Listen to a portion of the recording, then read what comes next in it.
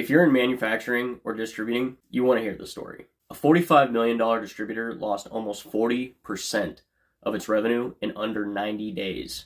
There wasn't a fire, there was no OSHA citation, no lawsuit. What happened? One vendor disappeared. If you're paying over 6 figures a year for insurance and you've never mapped out your supply chain risks, this is one of those hits that will come out of nowhere. Look, you've got policies, decent safety, but nobody has really asked what happens if a key supplier or sub goes offline for 90 days. That's the gap we're going to talk about today. So here's the scenario. Regional distributor, roughly $45 million in annual revenue, really good reputation, long-term customers, and pretty healthy margins. On paper, they're looking great. About 40% of their revenue comes from one standout product line. That line depends on a specific component from a single overseas supplier that they've used for years. The relationship feels safe, good pricing, predictable lead times, and no drama. But under the surface, there's one larger issue. They've got one supplier controlling a critical component for about 40% of their revenue. They don't have a backup, and there's no written plan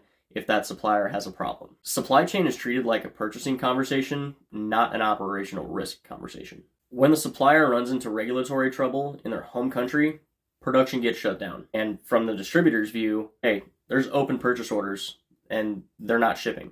Communication is getting fuzzy and lead times go from predictable to we have no idea. Within weeks, key customers are asking, hey, where are our orders at? And starting to look elsewhere. In roughly 90 days, they lost 40% of the revenue tied to that product line specifically. Demand didn't vanish, they simply just couldn't get the component and fulfill orders. So on the ground, it looks like this. Sales reps have nothing competitive to sell in their highest margin category.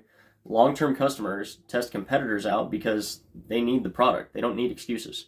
And emergency sourcing at worst pricing crushes margins. Cash gets tight, layoffs are on the table, and the lender is starting to ask harder questions. This wasn't bad luck. It was predictable, and they could have overcome this if they had examined the situation closer. When we pulled it apart, a few things were pretty obvious. There was no vendor tiering, so there was no list of critical suppliers they absolutely cannot lose.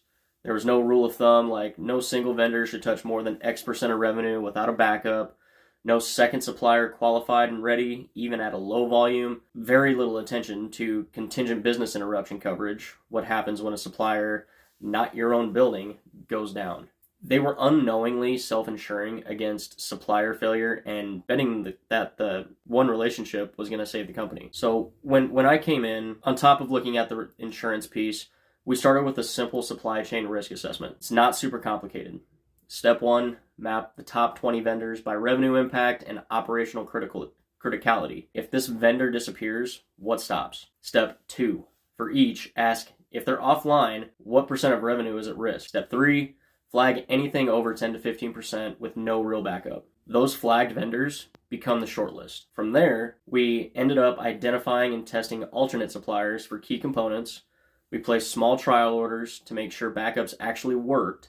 And we tightened the contracts with key vendors around notification and continuity to prevent a situation like this from happening again. Then we went back and looked at the business interruption and contingent business interruption coverage to see what would actually respond if a key supplier failed. These changes took a little bit of time, roughly 12 to 18 months, but they rebuilt that product line with diversified supply and stabilized revenue. The end state looked a little like this. No single vendor could take out more than 10 to 15% of revenue. They had a written executive level view of supply chain risk, and the insurance was aligned with the reality of their vendor exposures. They moved from just hope to an actual plan that they could use. So here's how you can pressure test your own supply chain this week. Make a list of your top 10 to 15 vendors, suppliers, subs, logistics.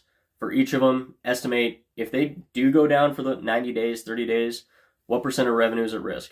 And circle anything over 15% where you don't have a backup that you trust today. That circle list is your supply chain risk list. So if you want help seeing how that fits into your bigger risk picture between the OSHA, the workers' comp, contracts, operational risk, that's exactly why I built my free risk score assessment. If your score comes back red on the supply chain or operational risk, that's what I tackle in my executive risk review and comprehensive risk management plan. Drop chain in the comments or take the risk score assessment.